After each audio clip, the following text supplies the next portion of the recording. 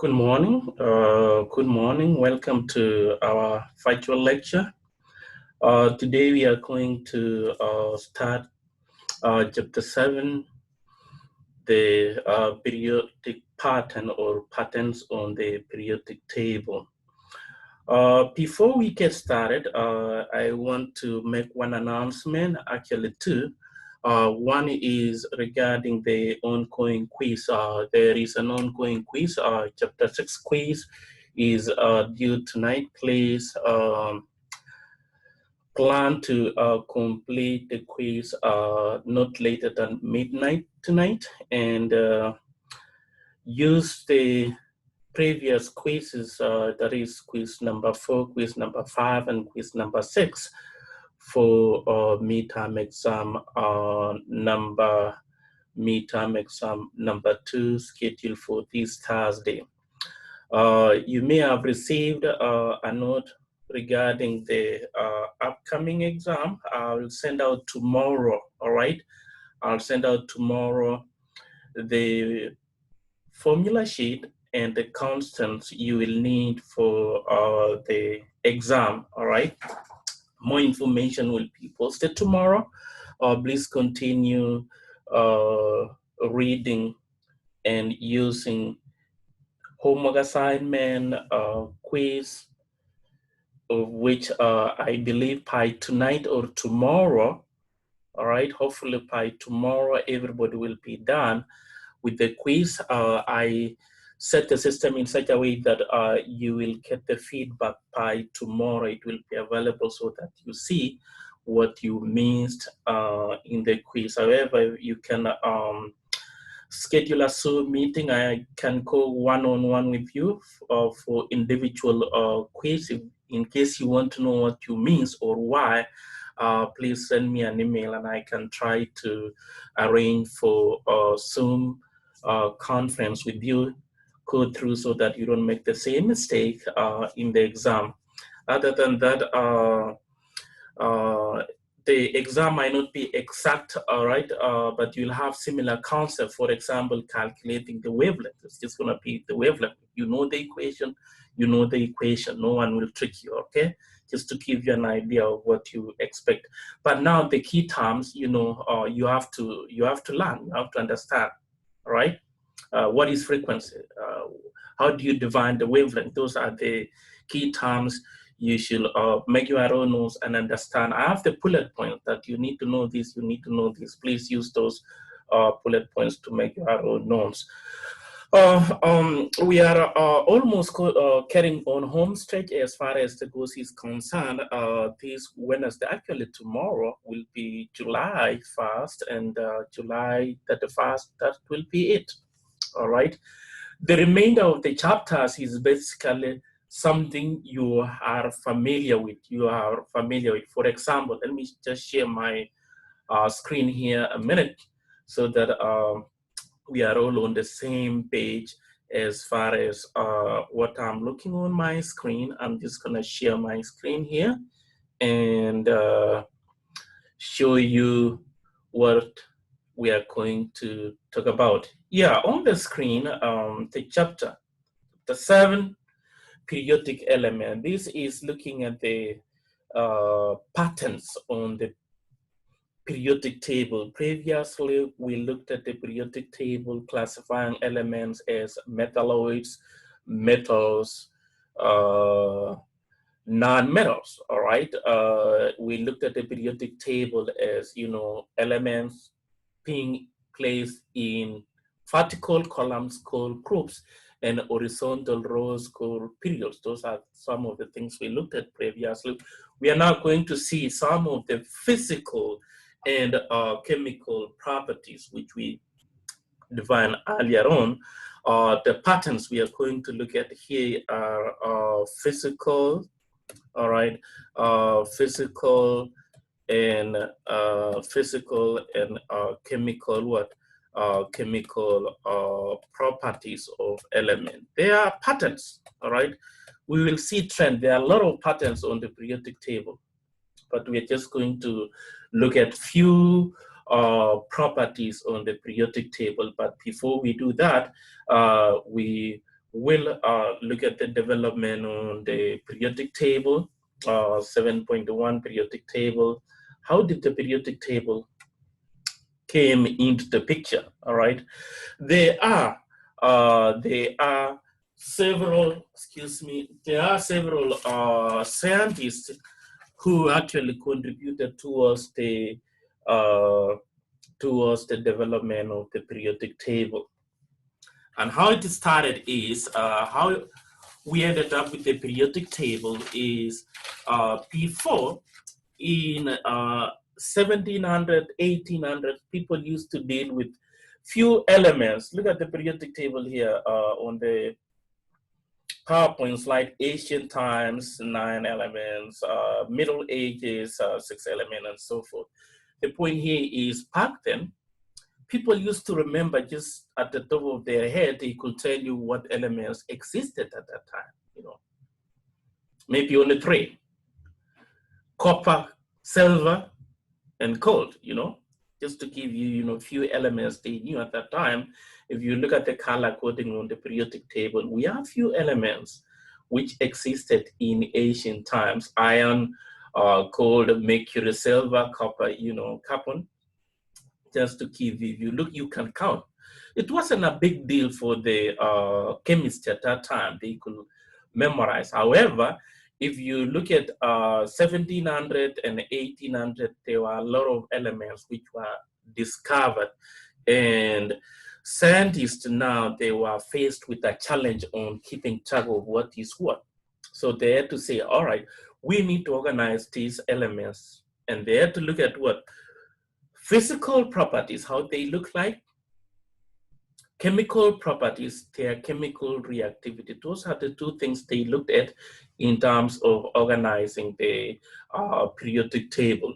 Elsewhere, not mentioned in the text, here is the chronology. Number one, the first person to try to organize the periodic table was in 1829, all right, J.W. This is the name of Debonair, all right, organized the periodic table according to grouping elements in groups of 3. Proposed law of triads. Triads, this is triads A. Triads mean for 3. He put the elements that, oh, these react like this, 3 of them react the same way, 3 of them react the same way. It didn't last for a long time.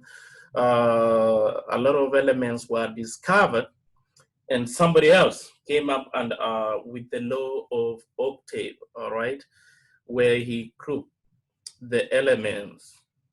In 1865, J.A.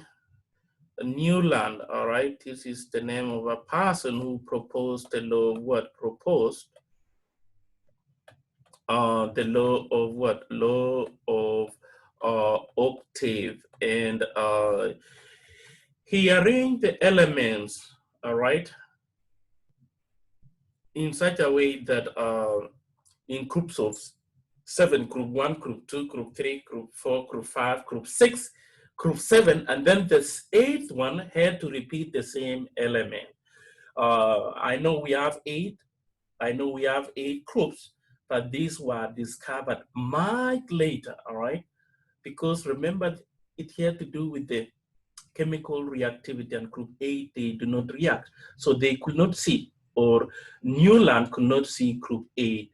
And what he did, he put the elements according to group 1, 2, 3, all the way to 7, and then the 8th one kept on showing similar chemical properties. For example, 1, 2, 3, 4, 5, 6, 7, and then 8 sodium, and then 8 again for, you know, potassium.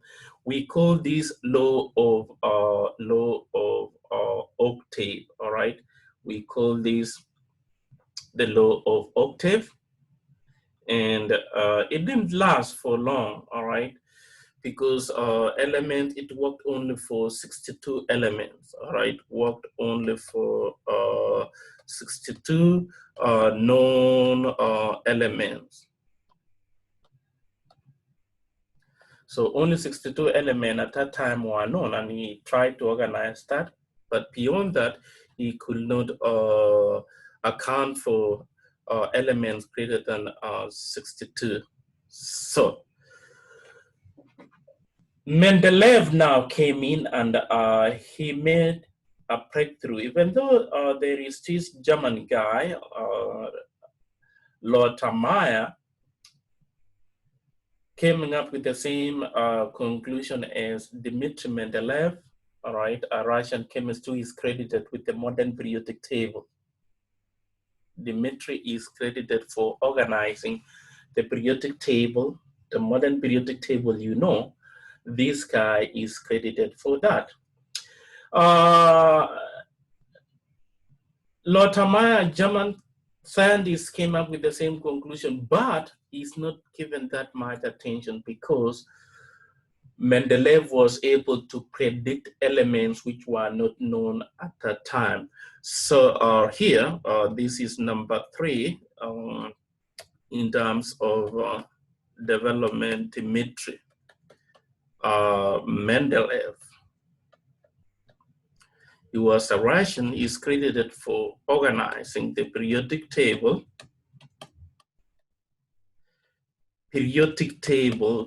According to increase in atomic mass of elements.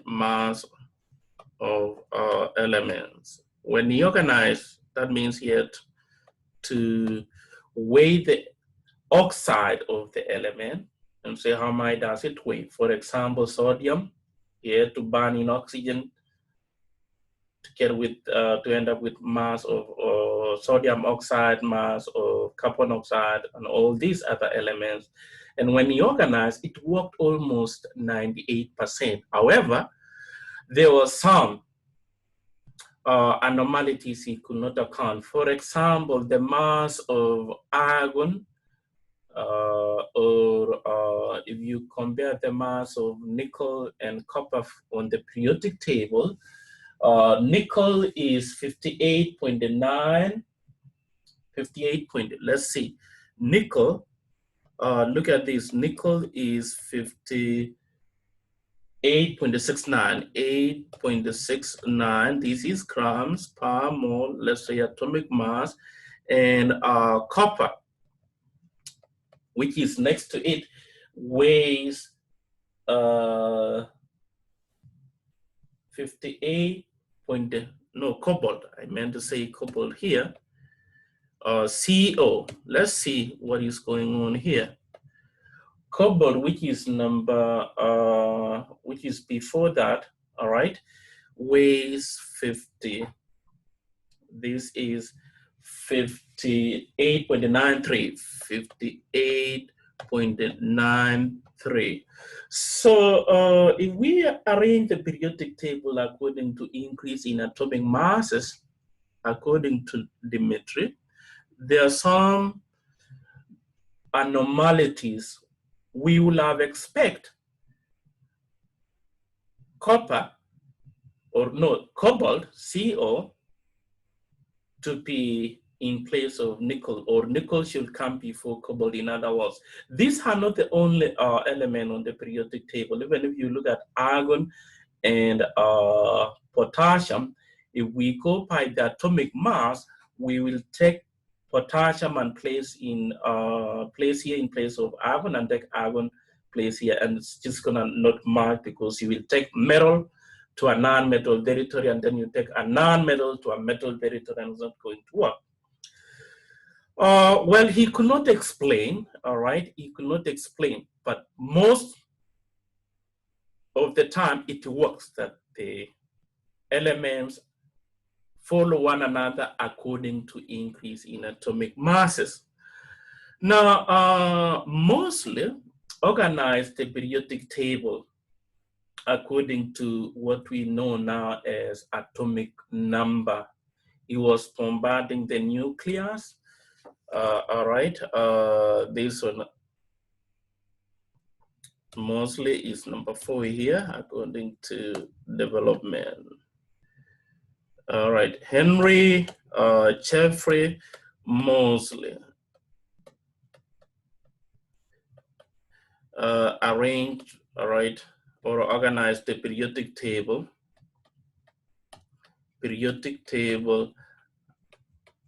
according to what? Increase in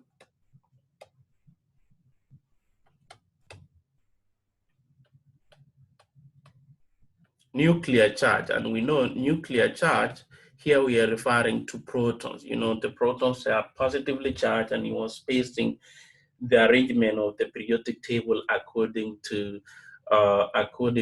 increase in the nuclear charge. This is where we are right now. This is the modern day periodic table. It is based on his conclusion, but he had to modify, refine what Mendeleev had actually worked on.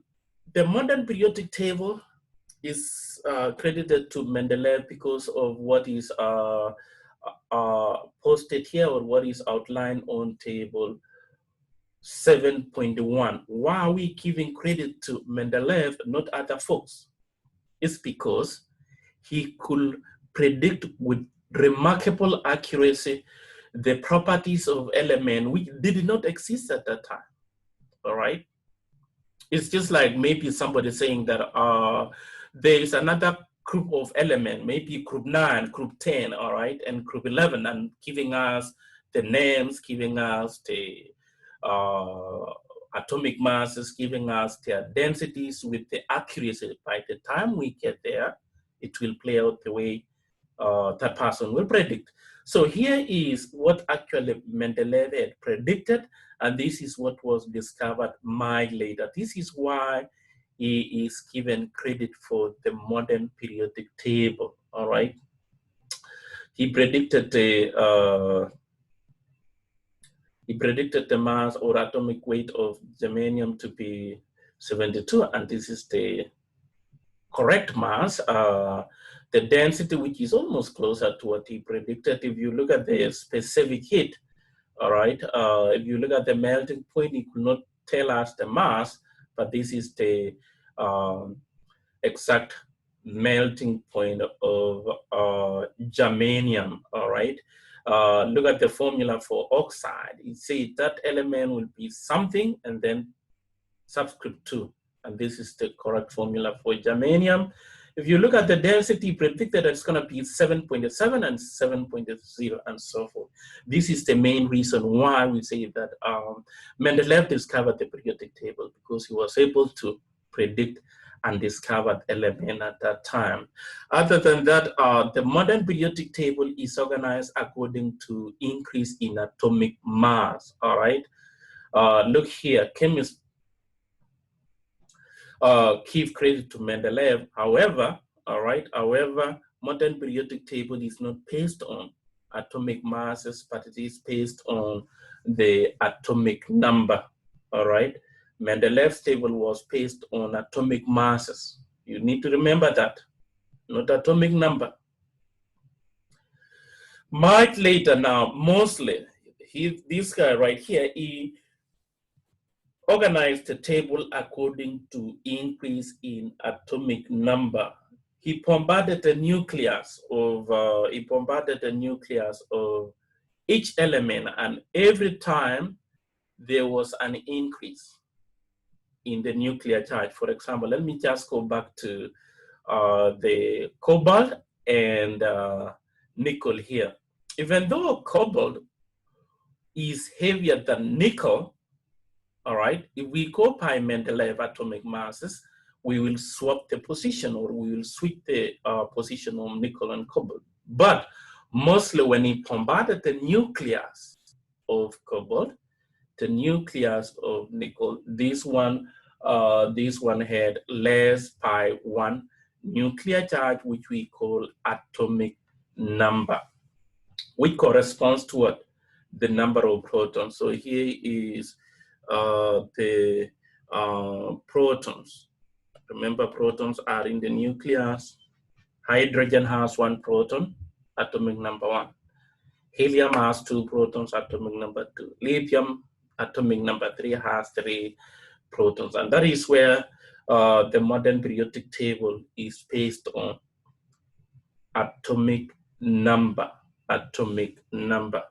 That is just an overview of development of the periodic table, how we ended up with that. A lot of scientists put a lot of effort in organizing, and the latest or the modern periodic table is based on the increase in atomic number. You should read more on section 7.1, development of the periodic table. That's just an overview. Now, let's see the periodicity, and you should be able to define this term. What is periodicity? Periodicity is when elements are arranged according to increase in atomic number on the periodic table, certain properties keeps on recurring. We call that periodicity, all right? After a certain period, we see similar pattern, all right? After a certain number, we see a recurring pattern in chemical and physical properties. We look at Mike later on, the atomic sizes and ions. How does the sizes of atom changes as we go across the periodic table, as we go down the periodic table? There is a pattern, and we need to understand that why. Ionization energy, we're going to define that ionization energy. Ionization energy, we look at that too, just so that before we get there, ionization energy, ionization energy, IE is defined as the amount of what? Amount of, this is defined as the amount of energy required to remove an electron from an atom in gaseous. It got to be in gaseous form, all right? Yes, this is the amount of energy required to remove an electron from an atom in gaseous form or in gaseous state. So it got to be in gaseous state to remove that. There is a pattern too. We will look at that later on. And then electron affinity. All right, affinity. This is defined as amount of energy, all right, given off. The other one was required, given off when an electron, all right, when an electron is added onto an atom in gaseous state or form, all right? Got to be in gaseous state in order to do it, to add an electron. We abbreviate this, by the way, so that you get used to this. This is abbreviated as EA. You will see this down the line. Electron affinity is the amount of energy required to, it's the amount of energy given off.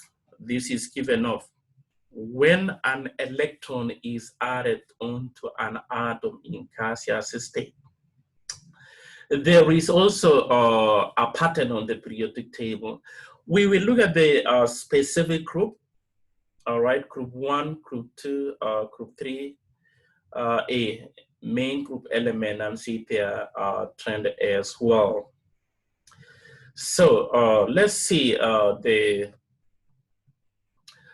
first, the fundamental property here we call the effective nuclear charge in section 7.2.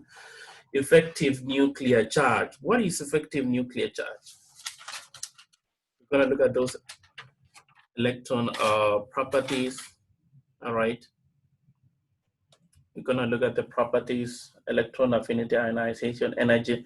Let's get started with nuclear or effective. Let's define these first.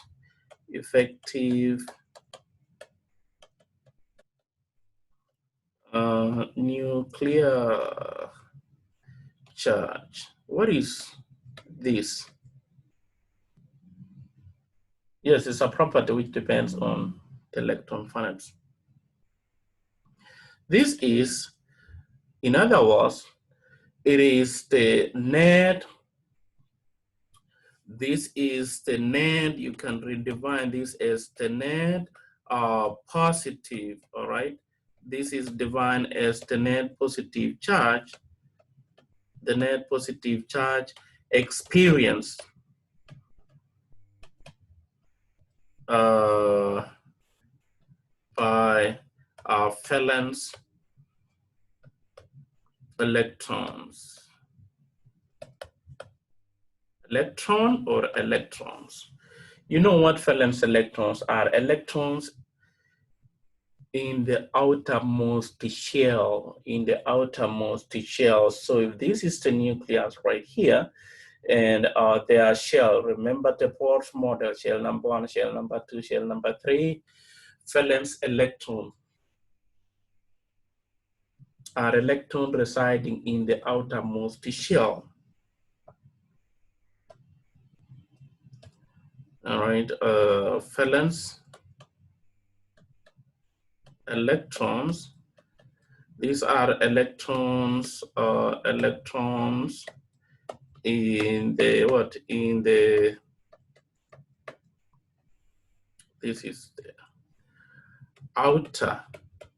outermost what? Outermost shell. You know, when you look at the when you look at this diagram or this figure, somebody might think that, oh, valence electron are the 3s. No.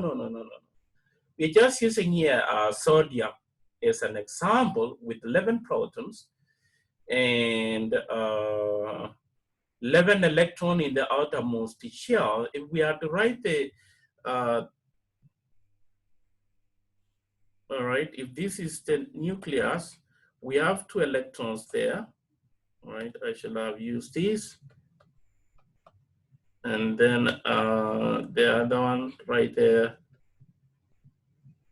Look at this, 8 in the second shell.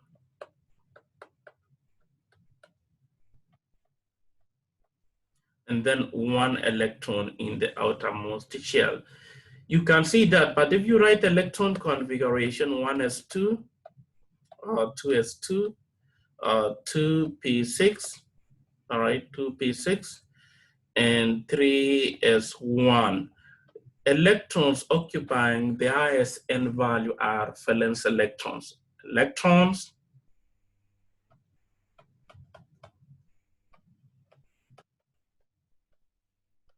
in the highest n value, in, you know what n stands for? Energy level. Don't think that the outermost is the, when you write the electron configuration, the outermost is your n value. No, you have to look at the highest, and in our case, this is the highest n value. I can write electron configuration for chlorine, chlorine number 17, all right, chlorine number 17. This is 1s2, 2s2, 2p6, 3s1, and no, 3s2, and 3p5. Somebody might think that, all right, the valence electron for chlorine is 5. No, thinking that, all right, this is the outermost, it is 5. No, the ISN value here is 3. And valence electron in this case is equals to 7. You add the 2 electrons in this S subshell and the P subshell right there. You don't need to write the electron configuration. You don't need to write the electron configuration to see the valence electron. For main group though, for main group. You know what main groups? Those are the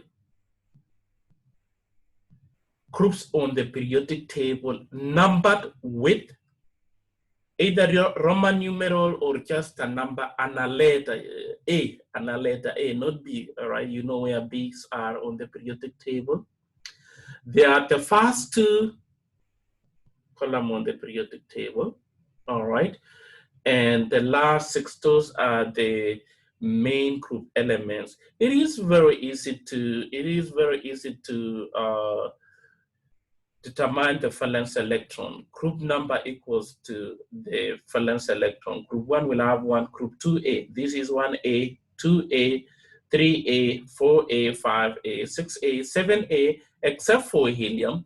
8A, they will have 8 valence electrons. Remember, helium has 2 valence electrons, whether it's in group 8, but the rest of group 8A will have 8 valence electrons.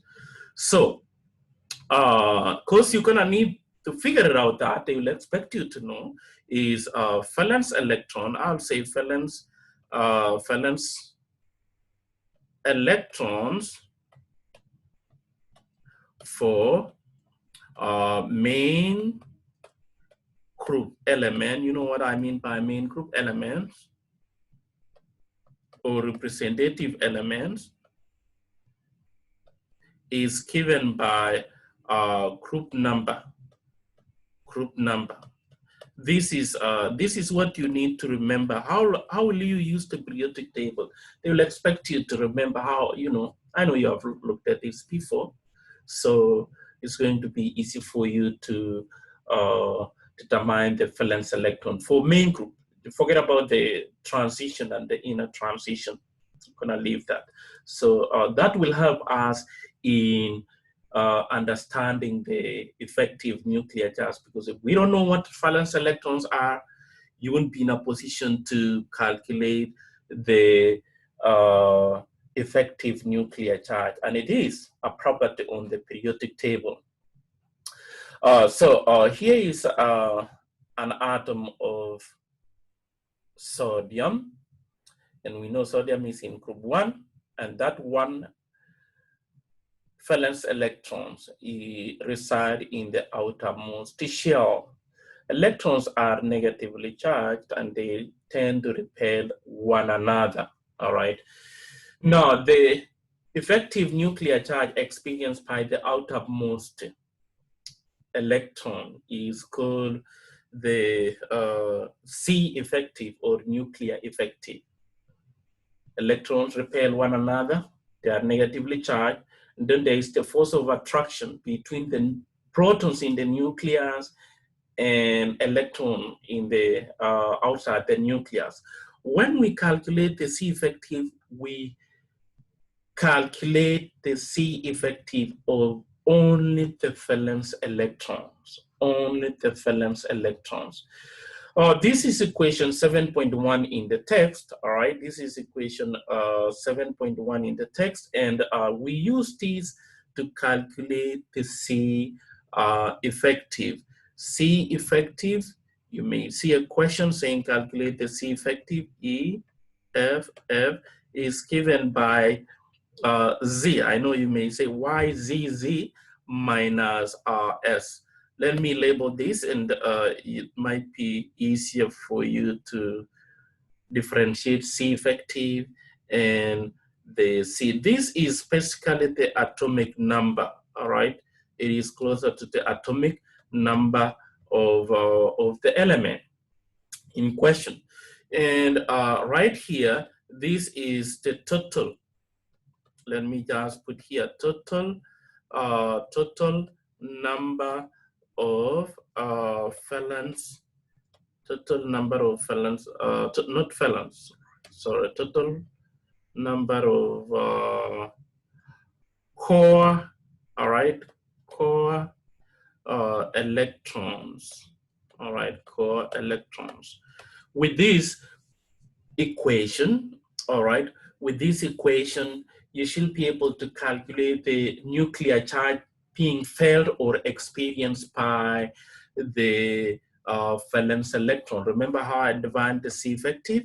How we define the C effective is that energy, the net positive charge experienced by the valence electron, or one, if it is one, and then it's valence electron.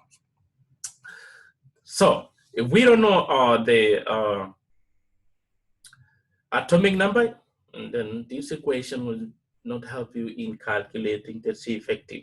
There are different equations. There are different equations used to calculate the C effective. I don't want you to or ask in details into Slater's rule, you know, or advanced method. I want us only to learn the C effective, how to calculate the C effective for valence electrons calculated with the equation 7.1. What is equation 7.1? This is equation 7.1 right here.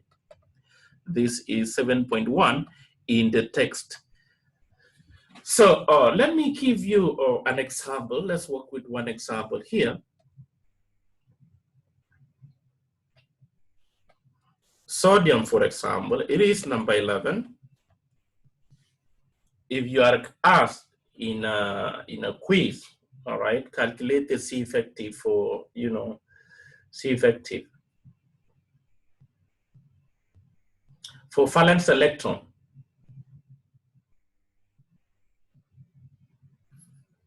in sodium, all right.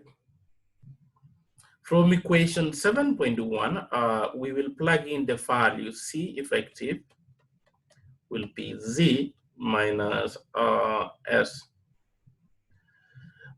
Here, atomic number is 11 minus the co-electron. Co-electron is when we write the electron configuration, co-electrons are the electron in the innermost. These are the co-electrons. These are the valence electron. Co-electrons right here for sodium is 10 electrons. So we're just gonna put here 10 minus 10, and this is positive 1. Positive 1 is the C effective for that one valence electron for sodium. For magnesium, let's see what's going on with magnesium. Mg is number 12. This will be 12. That's the atomic number, minus 10. This is positive 2. Positive 2. 10 is the core electron. If you look at the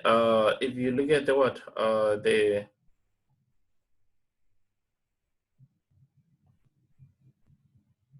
aluminum, for example, number 13, it will be 13 minus 10. This will be plus 3, and so forth. That's how you calculate the C effective, and it takes a pattern. Here, if you look at the pattern here, it increases across the periodic table as you go. Remember, we are following green pattern. Forget about the other pattern here. We're not going to look at the Slater's rule.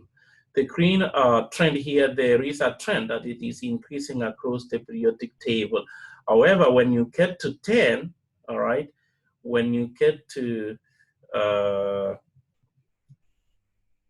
neon, it will increase, or rather, it will drop when you get to the shell number 3. Shell number 3, it will drop, and then it start increasing in a regular pattern the same way we look at So as we go across the periodic table, generally there is an increase. But as you go down, there is a slight increase down the periodic table. Apart from, all right, as far as the effective nuclear charge, this is the general trend you need to understand and commit to your memory. What is the general trend as you go across the periodic table? As you move from left to right, it increases. As you go down, accrue,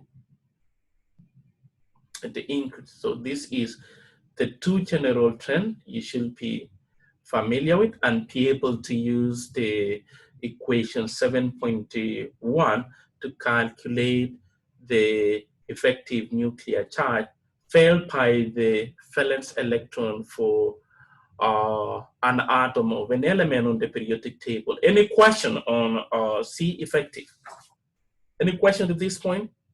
So don't worry about the others later through, we will only stick to equation 7.7 in calculating the C effective, which is the positive overall charge experienced by the valence electron. That's all, be able to divide that. So we are done with the effective nuclear charge. We have seen the trend, how it's changing across the periodic table. Let's see the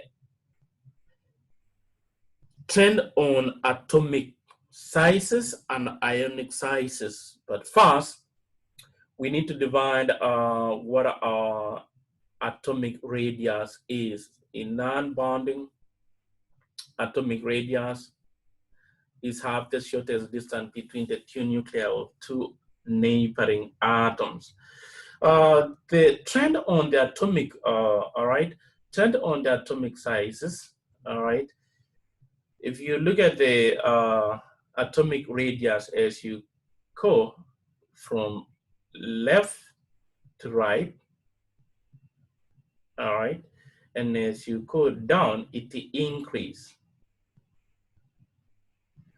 They should be increasing or decreasing from left to right and increasing from top, it's increasing going this way. You have to be careful on how the question is framed. If I say moving from left to right on the periodic table, it's decreasing, but if it is from right to left, it's increasing. Don't just, stick to one, conclusion. You should see the trend in 360 degrees, like, suppose instead of saying going down the periodic table, it's increasing. Suppose you're going up, it's decreasing. I do like to atomic sizes, atomic. This is trend number 2. We have looked at the effective nuclear charge. This is trend number 2, atomic sizes. I can, configure my print using this trend. Look at this trend on my whiteboard. If this is the periodic table right here, if this is the periodic table, if you want to know the sizes, as you go down the group, you increase the shells, You increase the shell. What is happening? As you increase the shells, the sizes also increase. That will tell you the trend as you go down or as you go up. So if I change these two terms, or whichever way you look at it, you have to be careful. But as you go across the periodic table,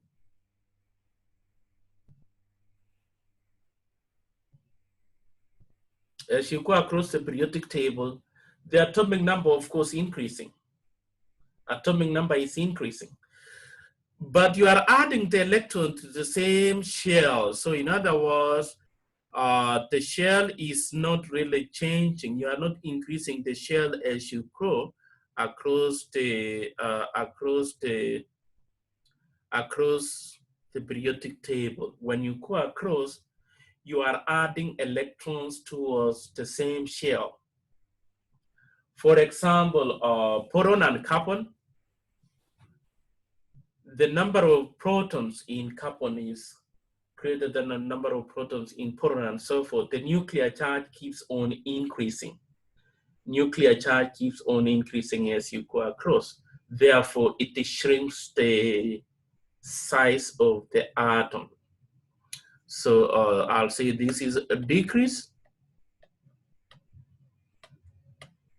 as you go this way, and then increase as you go that way, the size. And you should understand why. I've explained to you why. As you go across, why is it decreasing from left to right? Because the nuclear charge keeps on increasing.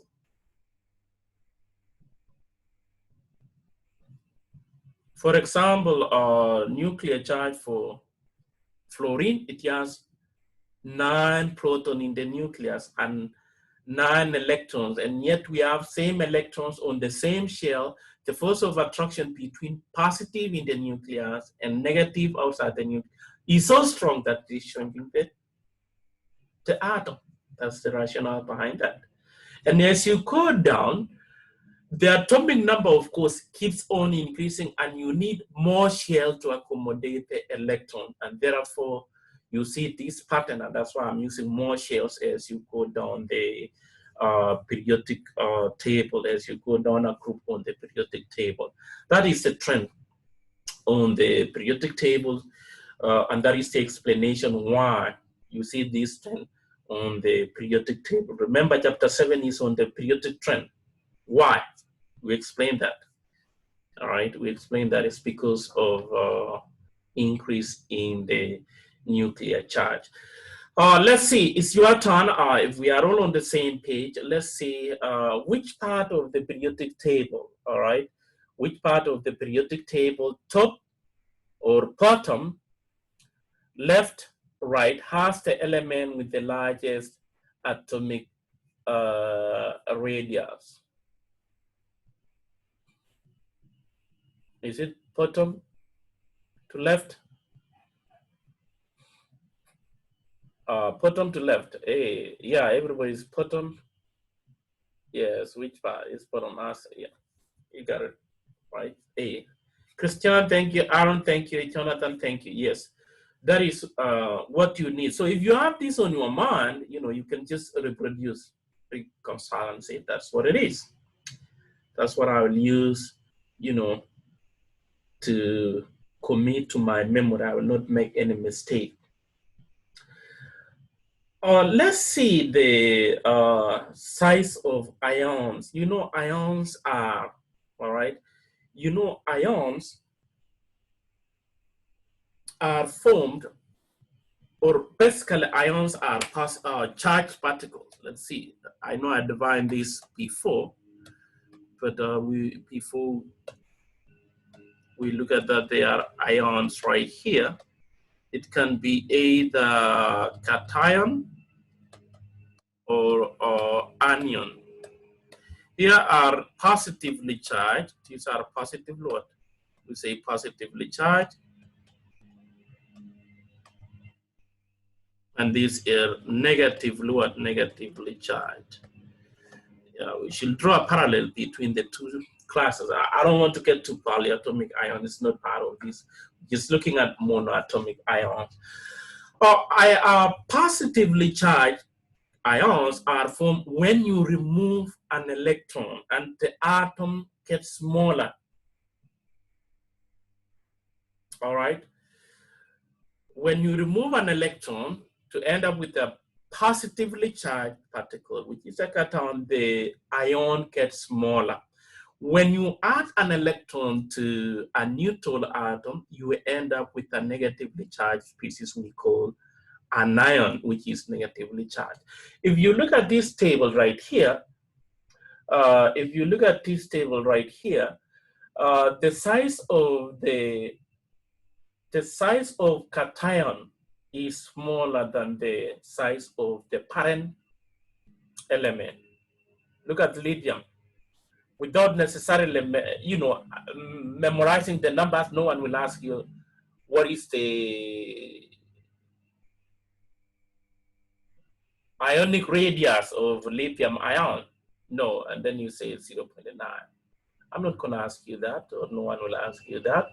Or if you look at beryllium, all right, 0.96 versus 0.59. No, there's a pattern here. You need to look at that. The size of a cation is always smaller than the size of the neutral atom of that element. That's all what you need to remember as far as the ions. Whereas for anions, there is a pattern.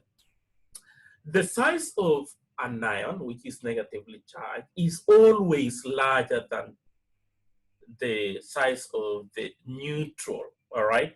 Neutral atom. Look at chlorine, 1.02 versus 1.67. This is a neutral chlorine. This is anion. This is chloride. If you look at fluorine, this is fluoride, all right? And of course, as the way we said earlier on, as you go down, the atomic radius increase and it decreases as you go across. So this is the general pattern. All right, ionic sizes depend on the nuclear charge and the number of electrons in the orbital. So you'll have to just understand that pattern on the cations and the anions. Cations are always smaller than their parent atoms. Anions, which are negatively charged, the blue one shaded right here, they are always larger than their parent atoms. Parent means where they were generated from by adding electrons. All right, process repulsion. You can revisit on your own. This is, we have looked at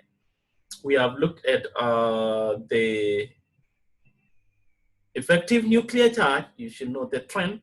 We have looked at the atomic radius across and going down, and we have looked at the size of the atoms or size of the ions with respect to their parent atoms. There should be a pattern, and here it is, that we see a regular pattern on atoms. I don't want to be on cruise control. If you're making your own notes, Chapter 7, patterns on the periodic table. How is the C-effective changing? How is the atomic radius changing? How is the ionic radius changing? And then you narrow it down to, is it a cation? Is it an anion? All right. When you look at the trend on ions, you have to narrow it down to cation and anions. How is it changing? And then you can answer any question on that. Let's see, from chapter 6, we learn how to write electron configuration. In chapter 6, we learn how to write electron configuration. I showed you 3 methods. Some of you may have been familiar with that, all right? Why am I bringing electron configuration? Yet we are done with that. There is a term here which I want you to understand. When we say, when I say, I will redefine in my own word. When I say isoelectronic, this means, this term means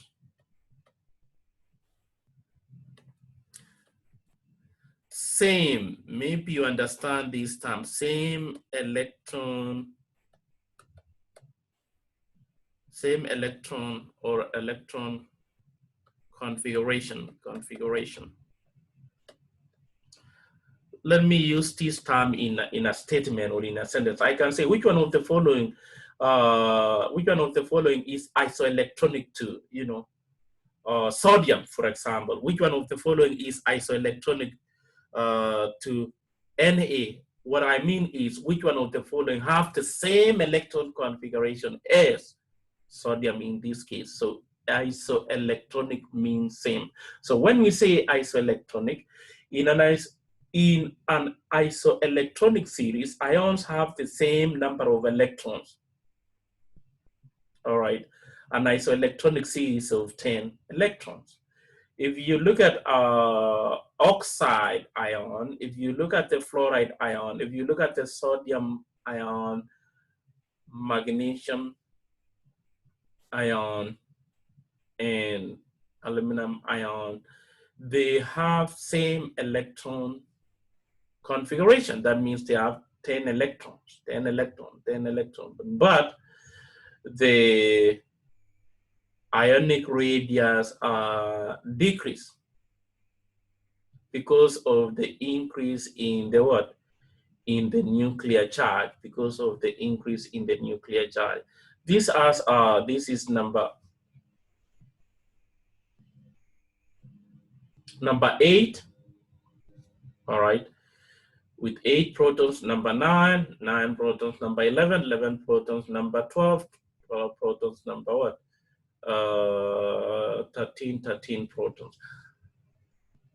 You know, from the position on the periodic table, you know, you don't have to memorize these. Given the periodic table, you know where they are, all right? Why do we see this pattern right here? Why do we see decrease in the ionic radius? It's because if you have, let's say, for oxygen, we have 8 protons and 10 electrons. And if I have here, this is oxygen. And if I have here the nucleus of aluminum, I have 13 protons in the nucleus, 13 protons in the nucleus, and 10 electrons in the outermost shell. Remember, we are talking about ions. So with this Al, it has a stronger force of attraction. The 13 protons have more power to attract 10 electrons right here towards the nucleus, therefore decreasing the ionic radius, You look at, if you look at the ionic radius, it's decreasing because of what? Because of increase in the nuclear charge, pulling the same number of electrons. And we expect that trend to happen in isoelectronic series. That means having the same number of electrons, around this, you know, understanding that a couple of, you know, areas you can be tested on this, like which one of the following is isoelectronic, or arrange the following according to increase in ionic radius, without necessarily knowing this term. If I know the pattern on the nuclear charge, you can easily arrange it according to increase in ionic radius or decrease in ionic radius based on the pattern. Still on isoelectronic, having shown you, you can see my pattern on the whiteboard. How do cartons of the same charge, all right, change in radius as you move down a group? How does it change? As you go down a group?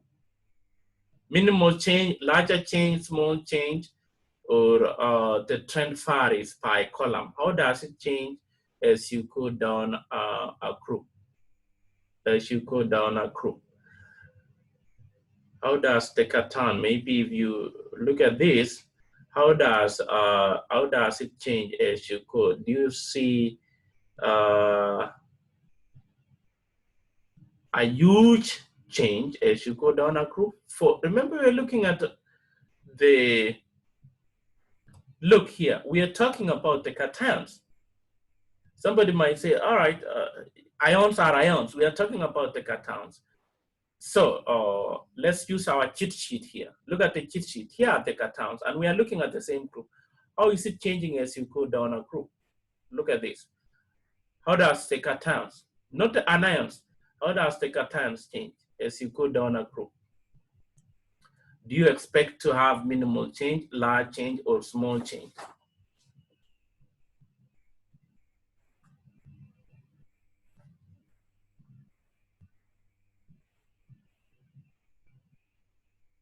Do you expect a small change or large change?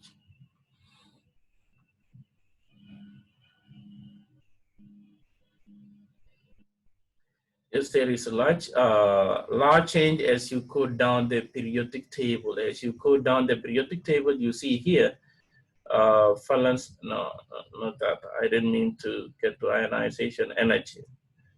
Yeah, as we go down, repel cations terms. So it's getting large as you go down from 166, 152, 116. It is getting large and large. For ionization energy, 7.4, I defined this earlier on, 7.4. This is a trend. We need to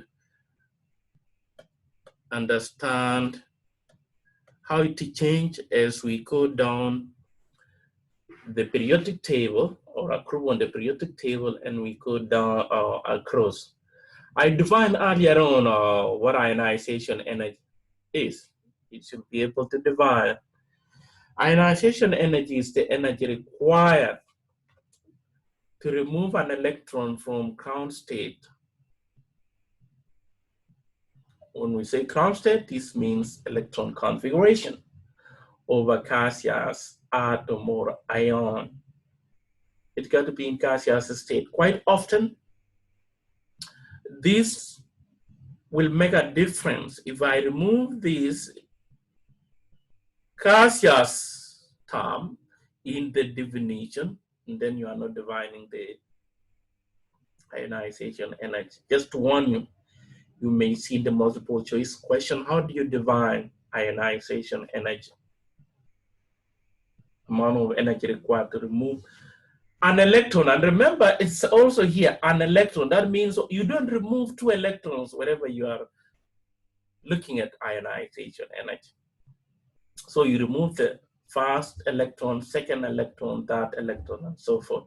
And there is a pattern here in that the ionization energy keeps on increasing. First ionization energy is always smaller than the second ionization energy, and the third ionization energy is always the highest among the first and the second ionization energy. And let's visualize this. If I have, for example, sodium with 11 protons, all right, if I have sodium with 11 protons and I have 11 electrons outside, all right, outside, this is neutral what? This is neutral, neutral sodium. This is neutral sodium. Just sodium number 11.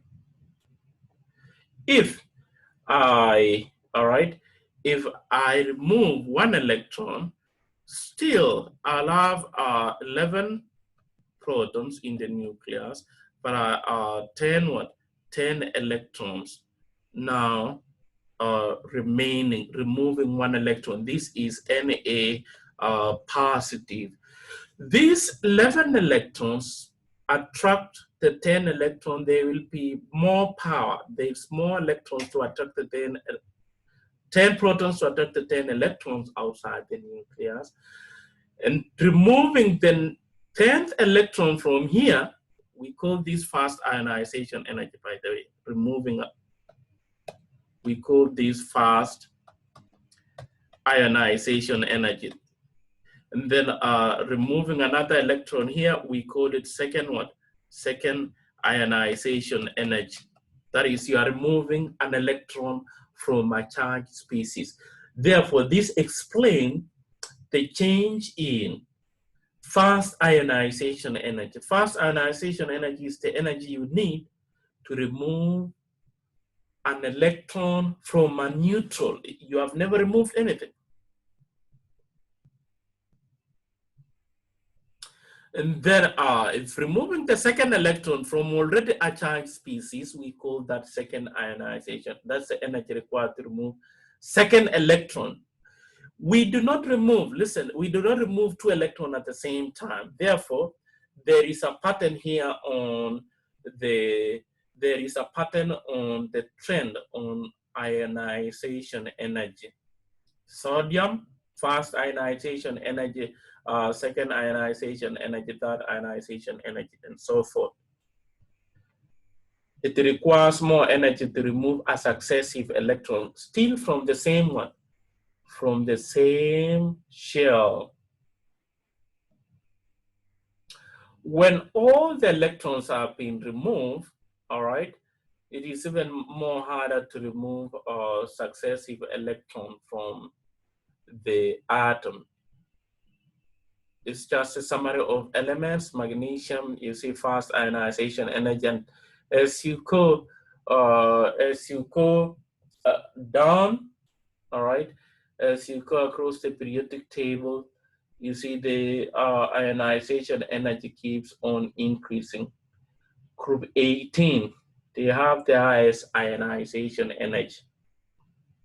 It also keeps on increasing as you go down or across the periodic table. This is across the periodic table, This means fast ionization energy, second ionization energy, and so forth. It's important to note the trend in ionization energy. So it increases generally across the periodic table or decreases from right to left or increase from left to right, whichever way you want to look at. And generally ionization energy, fast ionization energy decreases down a group, or it increases up the group. For example, why is this pattern right here? If you look at this pattern right here, if I have one valence electron right here, just use this. If I have one valence electron, one valence electron, one valence electron right there, using this as elements in the same group, why do we see this trend? Generally decreases down a group, because when you have so many shells, layers right here, the nuclear charge, or C effective, the force being experienced by this outermost electron is significantly small when you have this fast electron just closer to the nucleus. This one is so hard to remove because the force of attraction with the nucleus is so strong, because here we have what we call shielding. It's being shielded. Now the S and P plug elements, that's the first two groups on the periodic table, and the last 6, that's the P plug element, shows large arrangement of, or large range of fast ionization energy. So you got to know the trend in fast ionization energy. This is just summarized as you go across and as you go up the group, increasing. That's all what I want you to know in terms of ionization energy, and the trend on the periodic table.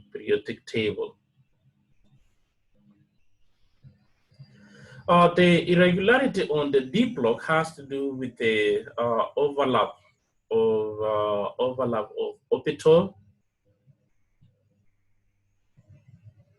All right, overlap of the orbital in D block. You remember we get to 4s before we get to 4D. However, the irregularity has to do with also the pairing. that when you have this pattern, they tend to repel one another, is when you don't have the completely filled shells, completely filled shell.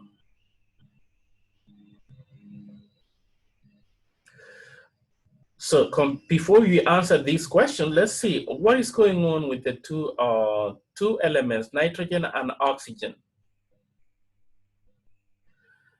If you look at these two electrons, there is in nitrogen, we have 3 unpaired electrons.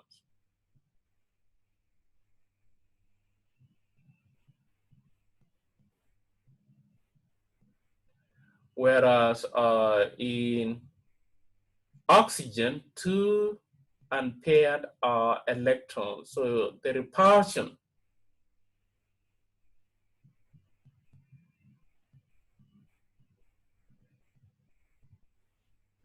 is lower in the repulsion is lower in what? In the oxygen. And when you look at the pattern for oxygen, this is the 2p and the nitrogen. The question is, why is it easier to remove a 2p electron from an oxygen atom than from the nitrogen atom, oxygen atom than from the nitrogen atom? Because there is the pairing of electron here, all right? In nitrogen atom, there is no repulsion here. The 2p electrons removed from an oxygen atom is in the fully occupied orbital with decreased electron repulsion compared to one from the nitrogen. One from the nitrogen. The 2p electron removed from an oxygen atom is in more than half-filled subshell, which has extra stability compared to the one from the nitrogen. 2p electrons removed from an oxygen atom is in fully occupied orbital with increased electron to electron repulsion compared to one from the nitrogen atom, and 2p electron removed from an oxygen atom. Which one is, why is it more easier to remove 2p electron? Why is it easier to remove 2p electron from an oxygen atom than from nitrogen?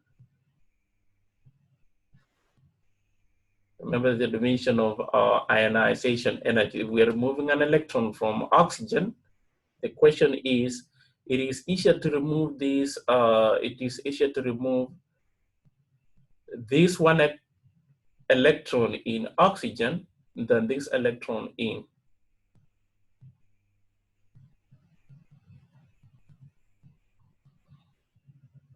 Is it fully occupied orbital with decreased electron?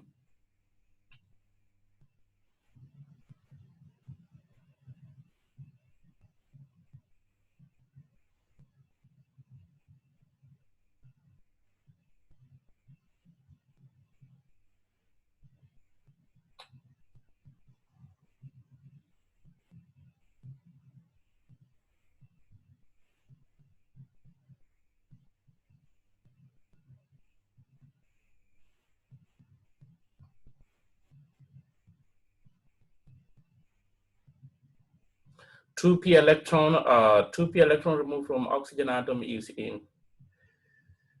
2p electron removed from oxygen atom is in lower energy state compared to one from the nitrogen.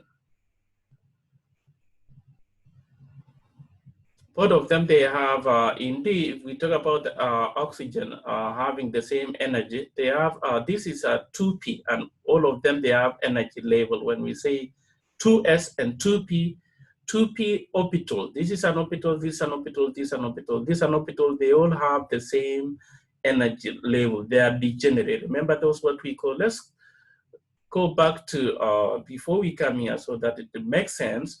Why do we say in this right here?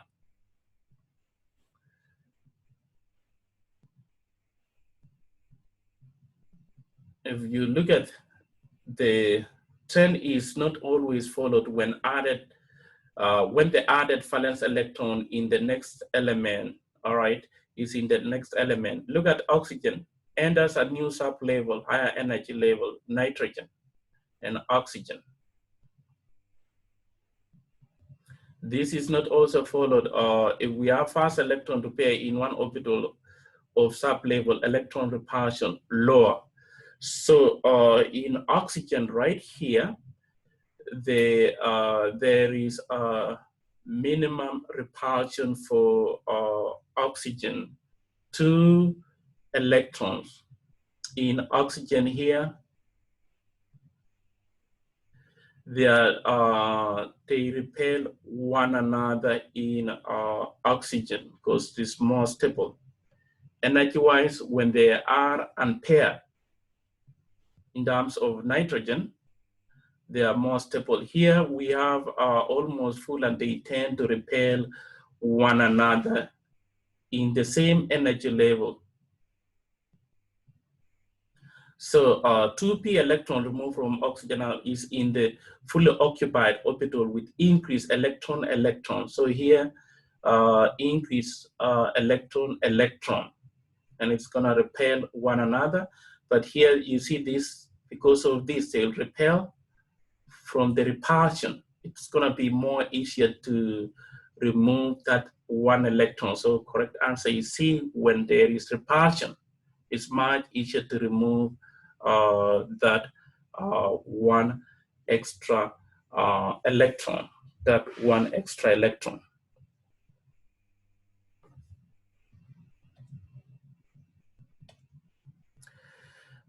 Let's see electron configuration for ions. If we knew how to find the electron configuration for just neutral atom, finding electron configuration for ions, which can be cations, or an ion is much easier. This is just a walk in the park.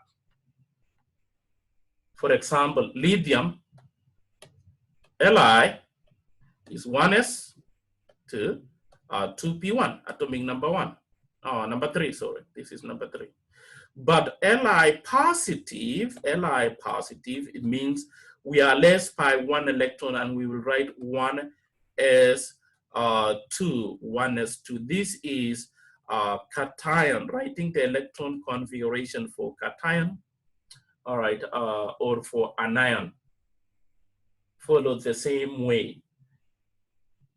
Losing the 4 electrons for the outermost shell, or 1 electron for lithium. When it gets to, let's see, before even I look at the transition metals, for chloride ion, if you have chloride ion, that means we have an extra 1 electron. This will be 1s2, 2s2, 2p6, this is 10 electron, 3s2, this is what, 12, and then this means we have 1 extra electron, and you'll see 3p6. This is how to write the electron configuration for chloride. Typically, you'll expect 17, but because there is 1 extra electron, the dot here means, or the overall charge means you have 1 extra electron. Something such as oxide with the -2 like that. Number 8, oxygen, let's see, oxygen is 1s2, 2s2, 2p1, 4, right? For number 8. 5, 6, 7, 8, yes, for number 8. So this is 4. This is 4 right there. But oxide, this one will be 1s2, 2p, no, not 2p, but I meant to say 2s. This is what I meant, 2s2, and then 2p, what? 2p. We have added 2 more electrons. Instead of 4, this will be 6. It is completely filled. So I'll have first of all to write the regular, if I know the regular electron configuration for a neutral atom of that element based on the atomic number on the periodic table. You will add extra electrons based on the overall charge. If it is an overall charge of -2, you will add 2 electrons. If it is overall charge of -3, you will add 3 extra electrons. If it is an overall charge of +3, you remove 3 electrons. That's how you write the electron configuration for ions. Now, removing electrons for transition metals, for transition or deep lock. Let's see, deep lock elements. You know what deep lock elements are? You know what deep lock elements are, right? Let's see, using this example right here,